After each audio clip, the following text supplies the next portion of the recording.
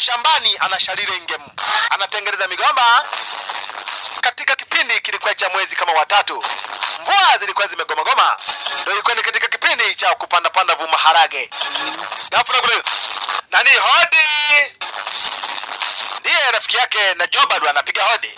Walikuwa wako shambani, Mayeno pamoja na watoto wake wako shambani kwenye shamba la brother Niko, wanafanya kazi. Niko karibu, uliowa, njoo kuweni mwanaume mwenzetu, tutakutairi bwana.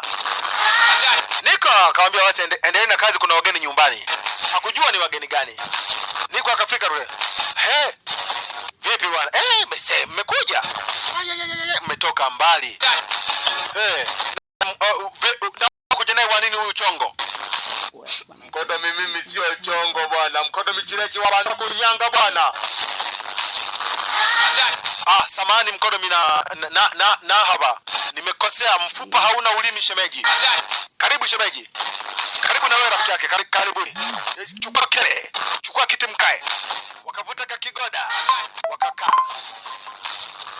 Jobad chongo anainama tu, yani linaona aibu fulani limeinama hapo chini kwa jicho moja hiyo.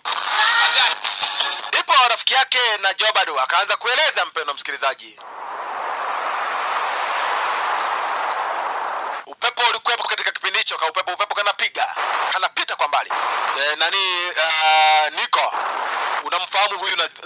Namfahamu huyu, ni mkononi wangu shemeji huyu. Sasa bwana, mimi nimesimama hapa kama rafiki yake bwana ya familia, na wewe Niko no bimanya bwana. Vingine naona vijana, naona mwanamke bwana, kwani havijai kutokea bwana Niko? Sawa, na kusikiliza, unasema nini? Mimi hapa nimekuja kumwombea huyu msamaha, alafu umpe mke wake na watoto kama wako hapa, maana ajui hata waliko watoto. Kuja kumwombea huyu mke wake.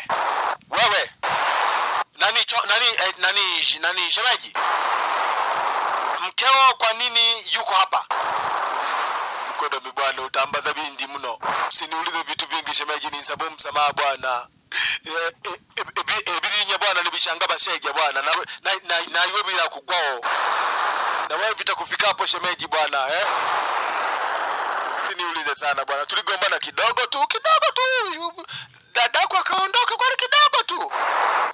Wewe chongo, taarifa za kumtesa dada yangu tunazo, na umalaya wako enzi ukiwa na uganga, si unajiita Mungu, si wa Irombeja mpaka unajiita Mungu, wakati Mungu yupo unajiita Mungu kwa sababu ya uganga wako, kutibu watu na kujifanya usifu gani. Taarifa tunazo, ulimnyanyasa dada